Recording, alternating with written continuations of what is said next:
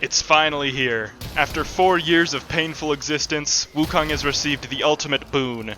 Not only a gameplay rework, but one at the hands of Lord Pablo himself. And despite the legions of people claiming, "Oh, he's still bad," Wukong's rework, if nothing else, has made him a much more interesting and viable Warframe, who actually brings something unique to the table other than just the ability to not die. So if you haven't been watching Digital Extreme's development of Wukong's rework since the beginning of the year, I can fill you in on everything that's been changed with our staffy boy to turn him from an indefinitely immortal monkey to a staff-swinging, cloud-hopping, damage-blocking, self-replicating fighter frame, with just a dash of immortality thrown in for good measure. First off, in addition to Wukong gaining health and armor, his new passive went from being 3 seconds of extra combo duration to his 5 techniques of immortality. You get 3 techniques of immortality per mission, and when you use your ultimate move, dying, you will consume one of these techniques and get a buff which can be extra damage, a longer period of invulnerability, or even an increased chance to find a loot. Wukong's janky old one that felt like trying to hit someone with a pool noodle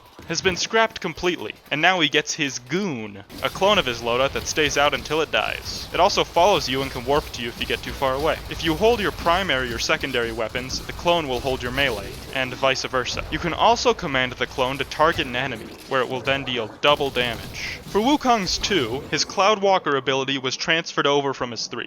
The new Cloudwalker keeps many of the properties from the original, except the one that makes it utterly worthless. The ability is now duration-based, goes incredibly fast, and heals you and your clone based on how far you travel. Wukong's new 3 is Defy, and even though it shares the name of his old Immortality for Dummies button, the changes made to it are the second largest next to his clone. Activating the ability makes you and your clone invincible and draw enemy fire, which is then splashed back at the enemies. You then gain an armor buff depending on how much damage you took, up to 1,500 extra armor. And finally, the creme de la creme, the thematic draw of Wukong, the ultimate highlight that he couldn't possibly be without, the butt. Wukong's Iron Staff has stayed mostly the same gameplay-wise, with quality of life enhancements. First off, all the combos have been streamlined to hold inputs, so no more legendarily difficult janky pause combos. The length of Wukong's stick has also been enhanced. Now, instead of having to build up a combo to have decent range, the Iron Staff starts at a range comparable to most Plaguestar Zaws, which can then be enhanced even further through range mods. And your clone gets one as well. It seems that with his revamped abilities and kit,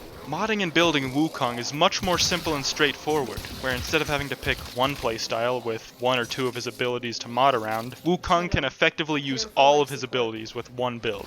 The ideal build for Wukong involves using either Hunter Adrenaline or Rage, paired with health and armor. This allows you to gain a lot of energy at relatively no cost, since you have healing on demand with your 2. A good thing to prioritize is ability strength, as it lets you both deal and take more damage. After strength, you should prioritize duration, as it extends the time you can spend healing with Cloudwalker and being resistant, or outright immune to damage with Defy. Range can be kept neutral, as it's not worth extending, but reducing it hurts the effectiveness of your Defy. Efficiency can be the least prioritized ability stat, as you can just gain energy through taking damage with Hunter Adrenaline. Also, at the time of recording, there's a bug where the Iron Staff's channeled energy cost scales off of ability efficiency, rather than duration like it's supposed to.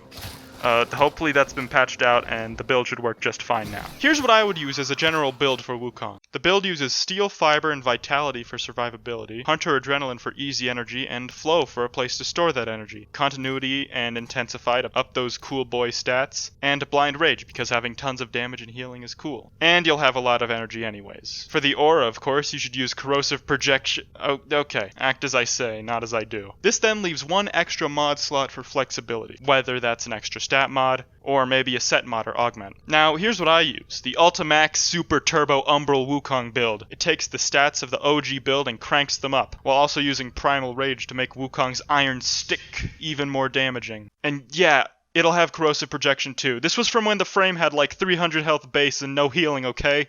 Things are better now, I promise. Even considering the personal interest I had in Wukong as a Warframe, I'd still consider this rework to be a great success, as Wukong went from a walking personification of a single move to a unique, fun Warframe with a varied and fun gameplay loop. And sure, there will be people complaining that his no-effort invincibility got canned, but those people also have other frames like Inaros and Chroma to fall back on. While Wukong now truly feels equal to other Warframes in the game in terms of his viability and flexibility. And also, his new kit makes the process of tanking and doing damage feel more fun. Now all that's left is to wait for the next big Wukong milestone.